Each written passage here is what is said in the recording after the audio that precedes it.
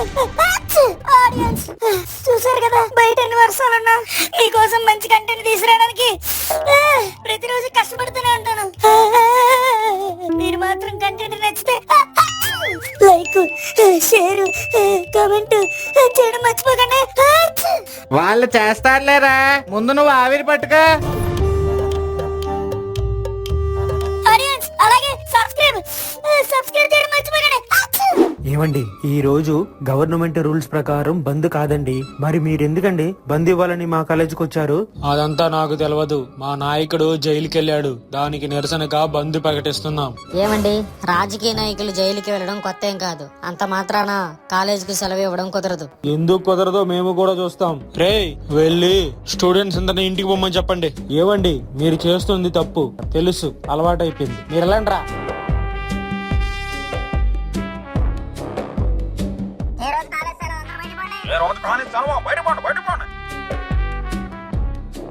మామూలుగా చేస్తే దీని గురించి ఎవరూ మాట్లాడుకోరు.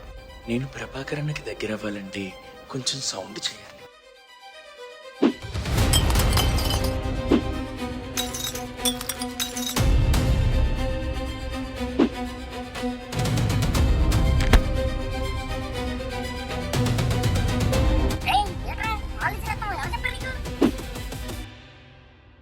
మీరు కుర్రాళ్ళ రౌడీలా?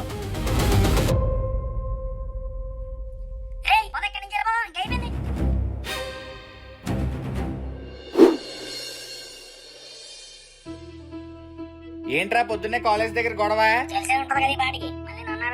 తల తిక్క సమాధానం చెప్పావంటే తోలు తీస్తా వెద్దవా. మీరు చేసిన గొడవ వల్ల ఒక అమ్మాయి ప్రాణాపాయ స్థితిలో ఐసీయూలో ఉంది. మరి ఆ అమ్మాయికి రాళ్ళు తగిలే కదరా? అందరూ కలిసి వెళ్ళినప్పుడు ఒకరి మీదకి ఎలాగొస్తుందిరా? నువ్వు కూడా ఆ బ్యాచ్ లో ఉన్నావంటే నువ్వు చేసినట్టే.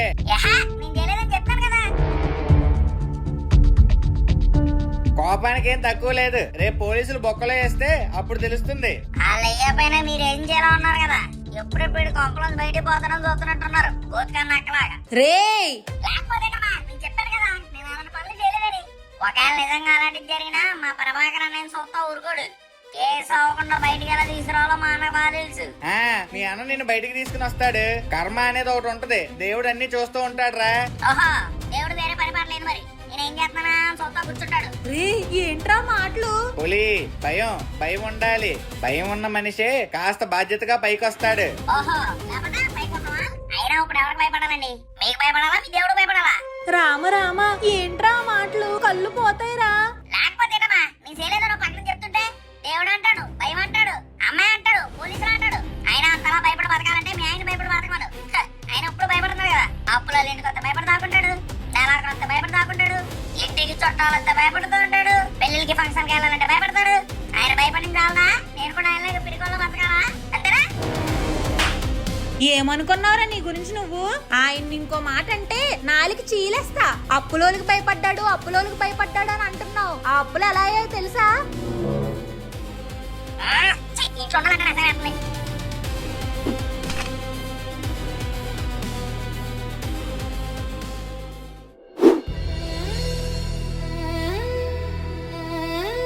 ఏమండి చెప్పు సత్యవతి. వాడు అన్న మాటలు మనసులో పెట్టుకొని ఆలోచిస్తున్నారా? అలా ఏం లేదులే సత్యవతి. చిన్న పిల్లోడండి, ఏదో తెలిసి తెలియక నన్ను అన్నాడని కాదు సత్యవతి.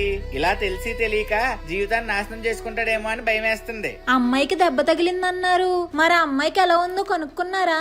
ఐసీయూలో ఉందన్నారే, మరి ఎలా ఉందో రేపైనా ఓసారి కనుక్కోవాలి. వీడు కావాలని అలా చేసుండడండి. కావాలని చేసినా కావాలని చెయ్యకపోయినా మన వల్ల తప్పు జరిగింది కదా. వీడి వల్ల కాదంటున్నాడు కదా. అలా ఒప్పుకోరు సత్యవతి.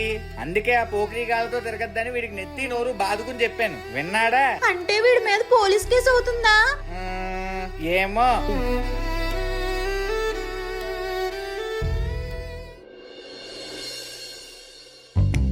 ఏమండి, కాఫీ తీసుకోండి.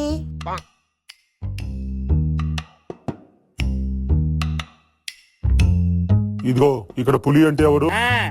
నా కొడుకే సార్. అతను ఒకసారి పిలవండి. ఏమే వాడిని నిద్రలేపు. ఏమైంది సార్? ఏమైందేంటయ్యా? కాలేజీకి వెళ్ళి అల్లరి చేశాడంట, ఒక అమ్మాయి చావు బతుకుల్లో ఉందంట, వాళ్ళ నాన్న కంప్లైంట్ ఇచ్చాడు. నేను అనుకుంటూనే ఉన్నాను. అది కాదు ఎస్ఐ గారు, వాడు చేయలేదంట. ముందు పోలీస్ స్టేషన్ రండి, అక్కడికి వచ్చి మాట్లాడండి. కానిస్టేబుల్ అతను జీప్ ఎక్కించండి.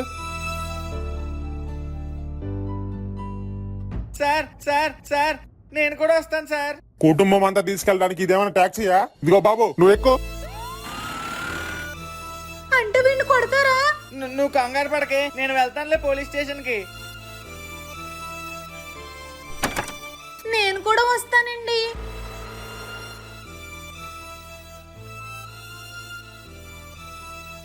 సార్ కేసులో ఉన్నారు, ఎవరిని పంపించొద్దన్నారు. అది కాదయ్యా, నా కొడుకు. ఎవరు మీ కొడుకు? అదేనయ్యా, ఆ కాలేజ్ గొడవ. ఓ ప్రభాకర్ గారి తాలూకా. అవునయ్యా. అయితే ఏం పర్లేదు, ఆయన ఒక 5 నిమిషాల్లో కాల్ చేస్తే ఎస్ఐ గారు వదిలేస్తారు. ప్రభాకర్ గారికి అపరపతుంది. చూసారు కదా మా ప్రభాకరన్ స్టేటస్. అది ఆయన లేవు. ఇప్పటికన్నా అర్థమైందా నేను ఎందుకు ఆయనతో తిరుగుతున్నాను?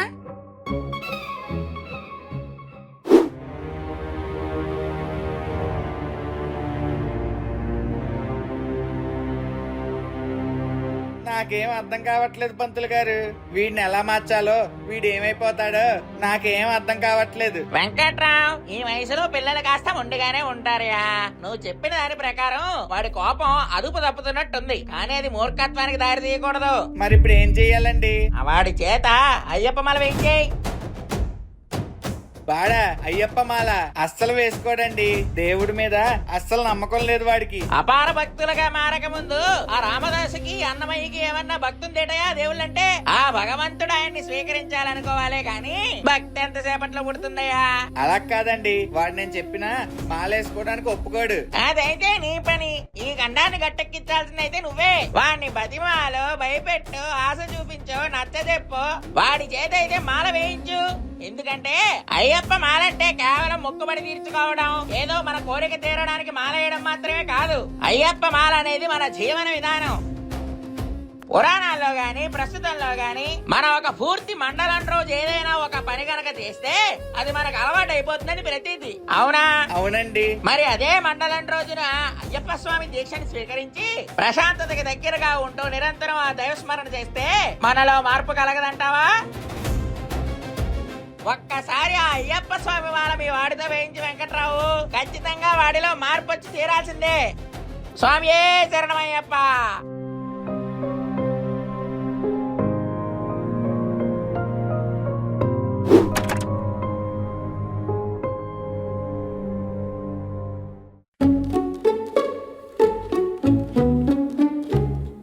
రే పులి కూర్చో. మళ్ళీ క్లాస్ పీకుతాడు. సరేరా, నువ్వు చెప్పిందే నిజమనుకుందాం. నువ్వు ఆ ప్రభాకర్ గ్యాంగ్ తో తిరగడం మంచిదే. ఇక్కడ నుంచి నువ్వు వాళ్ళ గ్యాంగ్ తో తిరుగుతున్నావని నేను ఎప్పుడు తిట్టనురా. అంతేకాదు, మీ గ్యాంగ్ లో అందరి దగ్గర KTM అనేదో బండి ఉంది, నా దగ్గర లేదని అంటున్నావు కదా, అది కూడా తీసిస్తా. నువ్వు రోజు లేట్ గా ఇంటికి వస్తే ఒక్క మాట కూడా అడగను. నీకెప్పుడు రావాలంటే అప్పుడు రా.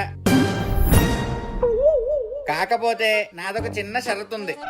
అది కదా కేటర్ బాబు అసలు మ్యాటర్ రాలేదనుకున్నాను. వచ్చిందా? ఇప్పుడు ఏంటి? మంచిగా చదివేసుకొని మంచి మార్కులు తెచ్చేసుకుంటే ఇవన్నీ చేస్తారు అంతేనా? కాదురా, నాతో పాటు కలిసి ఈ సంవత్సరం నువ్వు కూడా అయ్యప్ప మాల వేయాలి. నీ జీవితంలో 41 రోజులు అయ్యప్ప మాల వేసి నేను చెప్పింది చేసావనుకో, నువ్వు కోరుకున్న ప్రతి ఒక్కటి నేను నీకు ఇస్తాను. ఏమంటా? ఏంటండి ఇదంతా? ఏం లేదులే సత్యవతి, నువ్వు సైలెంట్ గా ఉండు. ఏరా ఏమంటా? అంటే అది అది ఏ భయపడుతున్నావా? భయం ఉండకూడదు అనేదా అన్నా? భయం లేదు, నేను రెడీ. నేను మానేస్తాను. ఇప్పుడే చెప్తున్నా, అయ్యప్ప మాల నియమాలు చాలా కఠినంగా ఉంటాయి. అపచారం జరిగితే మాత్రం ఒప్పుకోను. కన్న కొడుకని కూడా చూడను చెప్తున్నా. సరే, నేను ఎలాంటి అపసారం జరగకుండా మాల వేసుకుంటాను.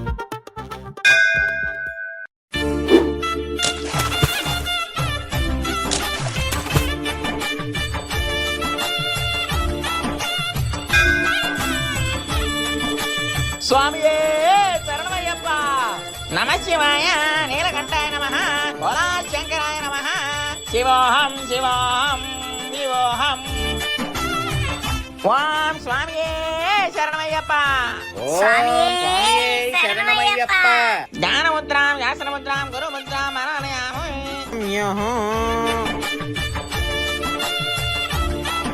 ఇక నుంచి 41 రోజుల పాటు మీరు అయ్యప్ప స్వామి దీక్షలో ఉన్నట్టే. ఈ దీక్ష తర్వాత మీ మనసుకి ప్రశాంతత, మీ జీవితంలో మంచి మార్పులు వచ్చేలా అయ్యప్ప చూసుకుంటాడు.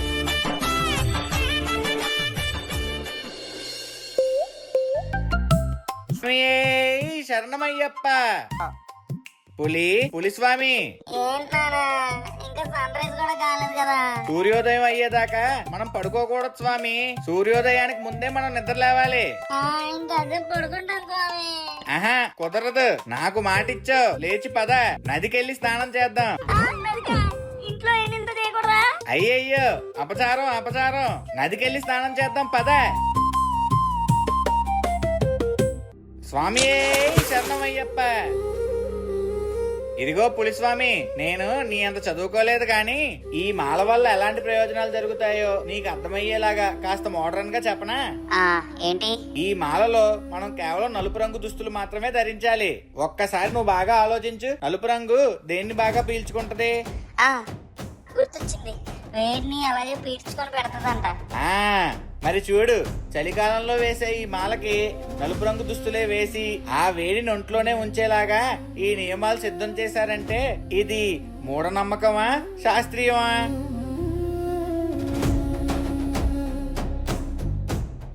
మనం మన జీవితంలో చెప్పులని, షూలని చాలా వాడుతూ ఉంటాం. ఆ భూమాతని తాకడమే మర్చిపోయాం. ఒక్కసారి ఆ భూమాతని కాలుతో తాకితే ఒళ్ళంతా పులకరించినట్లేదా? దీన్ని మీ భాషలో చెప్పాలంటే యాక్యుపంచర్ థెరపీ. పాదంలో ప్రతి నరానికి ఒత్తిడి తగిలి బాడీలో ప్రతి కణం మేలుకుంటుంది. నీకు అలా అనిపిస్తుందా లేదా?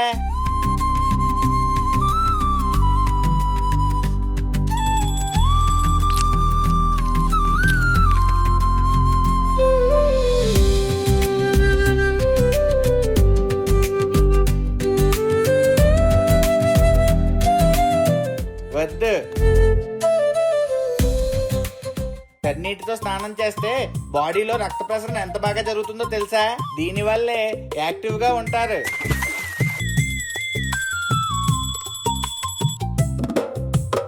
స్వామి నిద్ర రావట్లేదు స్వామి, కాసేపు అసలు చూడకూడదు. లోపల అయ్యప్పని తలుచుకుంటూ అలాగే పడుకోవాలి. అన్నట్టు చెప్పడం మర్చిపోయాను. ఇలా కటిక నేల మీద పడుకుంటే వెన్నుముక్క నిటారుగా ఉండి వెన్నుపూస సమస్యలేమీ రావు తెలుసా? స్వామియే శరణమయ్యప్ప, స్వామియే శరణమయ్యప్ప, స్వామియే శరణమయ్యప్ప, స్వామియే శరణం.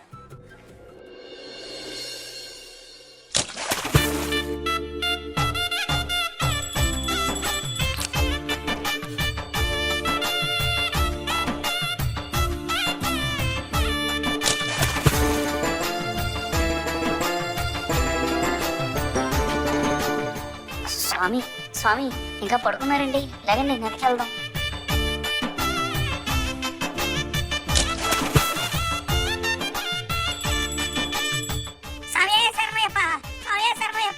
పల్లికట్టు శబరిమలెక్కి కళ్ళు ముళ్ళు కాలికి మెత్తే స్వామియే అయ్యప్పో అయ్యప్పో స్వామియే. అయ్యప్ప మాల కేవలం మనల్ని నిగ్రహించుకోవడానికి ఒక కవచం కాదు స్వామి. ఈ మాల మన జీవితానికి సరిపడే క్రమశిక్షణ ఇచ్చేస్తుంది. అంతేకాదు మన బుద్ధిని, శరీరాన్ని తిరిగి బాగు చేసుకునే ఒక మహత్తర ప్రక్రియ ఈ అయ్యప్ప మాల. ఇదిగో స్వామి, మీరు మళ్ళీ స్టేషన్ కి రావాలి. మళ్ళీ ఏమైంది స్వామి? మీ వల్ల గాయపడ్డ ఆ అమ్మాయి పరిస్థితి కొంచెం సీరియస్ గా ఉంది. స్వామి శరణం. వాళ్ళ నాన్న మీ మీద కేసు పెట్టాడు. సార్ ఎక్కడో తప్పు జరిగిందండి. మా పులిస్ స్వామి చేయలేదంటారేంటి స్వామి? అక్కడ పక్కా ఆధారాలు ఉన్నాయి. ఆ స్వామి చేతిలో రాయి ఉండడం ఆ కాలేజ్ ప్రిన్సిపాల్ చూశాడంట. అంతేకాదు మిమ్మల్ని కోర్టుకి హాజరుపరచమని నాకు నోటీస్ కూడా ఇచ్చారు. సార్ సార్ సార్ మాల సగంలో ఉన్నాడు. ఇది అయిపోగానే నేనే కోర్టుకు తీసుకొస్తాను. ఖచ్చితంగా తీసుకొస్తాను. ఈ లోపు మీరు కూడా ఇంకొకసారి ఇన్వెస్టిగేట్ చేయండి సార్. అది కాదు, ప్లీజ్ అండి ప్లీజ్. వెంకట్రావు గారు, ఈ ఊర్లో మీరు చాలా పెద్ద మనిషి. మీ మీద నా గౌరవం కూడా ఉంది. మీ మీద ఉన్న గౌరవంతో ఈ మాల అయ్యే వరకు కోర్టు దగ్గర నుంచి నేను టైం తీసుకుంటాను. ఇరుముడు చెల్లించిన వెంటనే మీరు పోలీస్ స్టేషన్ కు వచ్చి లొంగిపోవాలి. సరే అండి సరే.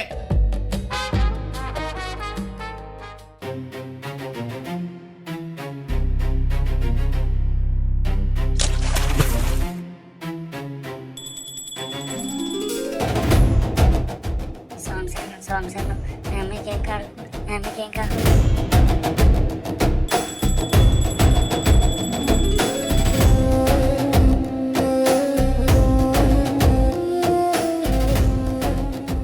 స్వామి స్వామి శరణమయ్యప్ప, స్వామి శరణమయ్యప్ప, స్వామి స్వామి శరణమయ్యప్ప, స్వామి శరణమయ్యప్ప.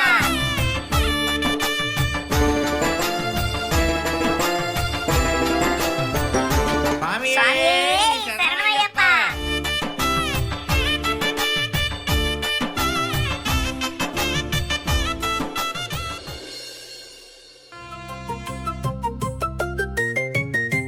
ఎరా పులి భయంగా ఉందా? నేను స్టేషన్కి వెళ్తానని భయం లేదు నాన్న. ఆ అమ్మాయికి ఎలా ఉంటుందో అని ఒకటే భయంగా ఉంది. దెబ్బి పొడుస్తున్నానని కాదు, మరి భయం ఉండకూడదన్నా. భయం ఉండాలి నాన్న, కొంచెం లేట్ గా తెలుసుకున్నాను. దేవుడి దయ వల్ల ఆ అమ్మాయికి ఏం కాదనుకో, కానీ నువ్వు చెయ్యని నేరం నీ మీద పడబోతుందిగా, దానికి నీకేమనిపిస్తుంది? ఇందులో అనిపించడానికి ఏం లేదు నాన్న, నాకు ఆ దేవుడి మీద నమ్మకం ఉంది. నిజంగానే నేనేం చేయలేదు కాబట్టి ఖచ్చితంగా నేను నిర్దోషిలాగే బయటకు వస్తాను. అయినా ఏం లేసే శిక్షలు కాదు నాన్న, నిజంగా నా వల్ల తప్పు జరిగితే ఆ దేవుడే ఎత్తాడు చూడు, ఆ శిక్ష చాలా భయమైంది. కర్మ అంటారు కదా, ఎవరిని వదలదు నాన్న. పులి ఏంట్రా ఇది? ఈ గొడవలు మనకు వద్దని చెప్తూనే ఉన్నాను కదా నాన్న. బయలుదేరదామా?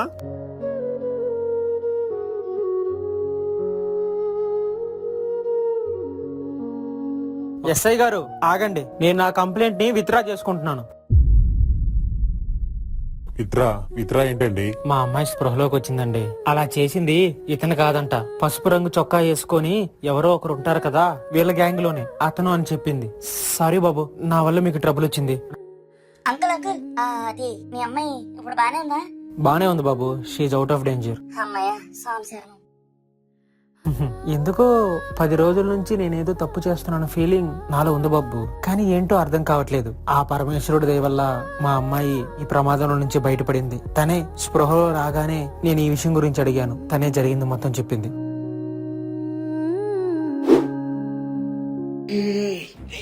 నువ్వు తప్పించుకుని నన్ను ఇరికిస్తావారా? రే పాల్సీను, నేను అప్పుడే చెప్పాను రాళ్ళు గట్ట ఇసురు ధర్మాలు చేయకూడదని, నువ్వే అనలేదు. అందుకని నేను కటకటాల వెనకాల నిలబడాలా? నిన్ను వదలను రా. ఏ బాబు,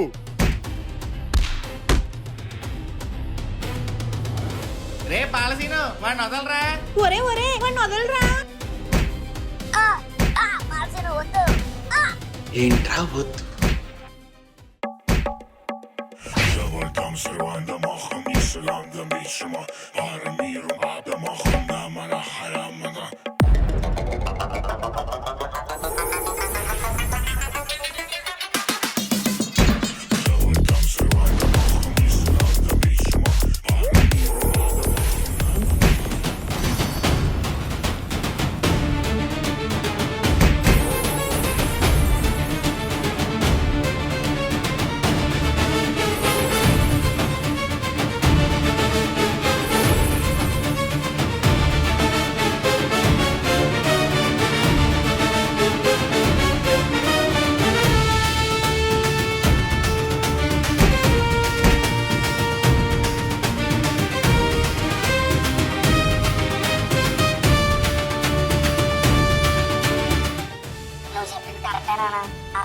నేను కోపం ఉంటే అనంతానికి దారి తీస్తాం. ఆ 41 రోజులు తీర్చి ఒక్కటే నా మెంటల్ స్టేట్ లో ఉండేది కాదేమో.